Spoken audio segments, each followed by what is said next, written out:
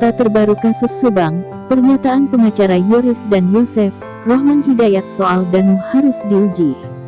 Namun sebelum ke pokok pembahasan, ringankan jari Anda untuk tekan tombol subscribe terlebih dahulu. Satu subscribe sangatlah berarti bagi kelangsungan channel kami. Berikut ulasannya.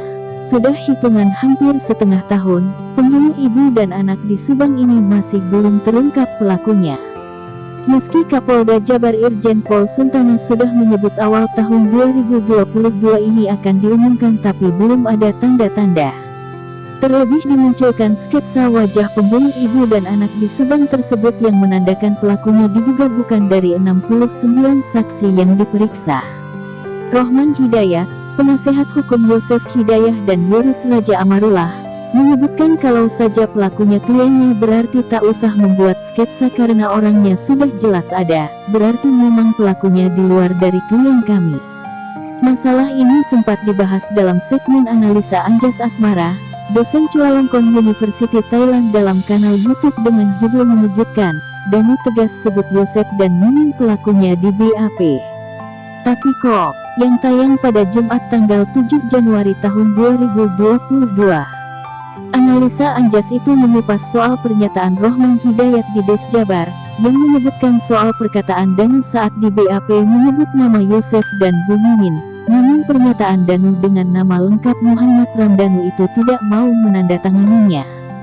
Saat itu memang diceritakan Rohman Hidayat, soal Yoris dan Yanti saat itu diperiksa bareng bersama Danu di Polres Subang saat mereka masih bersama-sama satu pengacara yang mendengar menuduh Yosef dan Bu Mimin, tapi ternyata malah tidak ditandatangan BAP tersebut oleh Danu.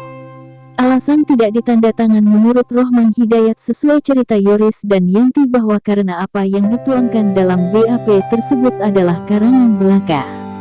Danu mengatakan seperti itu. Menurut analisa Anjas bisa aja Danu saat itu berkata jujur apa adanya, namun karena ketakutan sehingga menjadi melakukan hal-hal seperti itu. Seperti adanya ancaman atau karena ketakutan sehingga tidak menandatangani BAP. Namun kalau sekarang dinilai kecil kemungkinan karena memang saat ini sudah didampingi penasehat hukum dan juga banyak pendukungnya. Jadi kalau istilah kambing hitam yang benar dipersalahkan, biasanya Pak orang sangat lemah. Danu sekarang tidak lemah lagi, tim pengacara banyak mendukung Danu, jadi hal ini mudah bisa dipatahkan, katanya. Kemudian alasan kedua kenapa Danu tidak mau menandatangani BAP karena bisa merasa tertekan dan mengalami goncangan jiwa. Makanya salah satu yang dilakukan penyidik dengan memeriksa Danu dari segi kesehatan jiwanya. Lalu kalaupun benar pernyataan Rohman Hidayat, kenapa tim penyidik Polres Subang tidak mengambil langkah-langkah konkret untuk Danu? Namun terlepas benar tidak kalau memang pernyataan Danu yang dituangkan dalam BAP bila sudah ditandatangani berarti sudah bisa menjadi alat bukti. Yudi Permana, Mas Anjas, kalau Danu pelakunya polisi tidak akan kesulitan menangkap Danu, toh sudah banyak barang bukti yang mengarah ke Danu. Pertanyaannya apakah Danu sehebat itu bisa membuat polisi tidak bisa menangkapnya? Kasus ini sulit karena banyak yang terlibat dan berusaha untuk mengaburkan fakta-fakta. TP yakin Polda Jabar pasti bisa mengungkap kasus ini di bulan Januari ini. Bravo Polri. Penyidikan, Rohman Hidayat juga pernah mengintervensi agar polisi menetapkan Danu sebagai tersangka karena masuk garis lain polisi. Nah kalau sekarang Danu mengatakan bahwa si pelaku pembunuhan mendiang Tuti dan Amel adalah Yosef dan Mimin Minarsi, atau pernyataannya Danu itu sah-sah saja, bisa jadi itu ada benarnya. Pernyataan Danu merupakan sebuah kesaksian, bisa benar bisa juga salah. Oke, sekarang kita lihat fakta-fakta lainnya di kasus ini, misalnya siapa yang merusak TKP. Siapa yang pertama mengetahui kejadian ini? Siapa yang paling dicurigai publik? Apakah pernyataan Danu sejalan atau bertolak belakang dengan fakta-fakta tersebut? Itu bisa jadi pertimbangan untuk menilai benar tidaknya apa yang Danu katakan.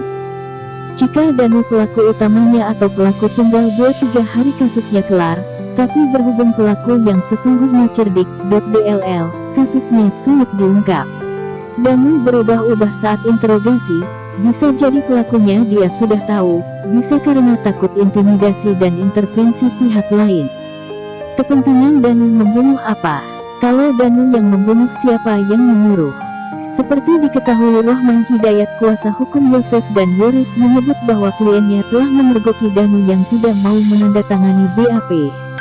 Hal itu diketahui karena Danu, menurut Rohman Hidayat, mengarang soal apa yang telah diuntungkan di BAP sehingga enggan menandatangani.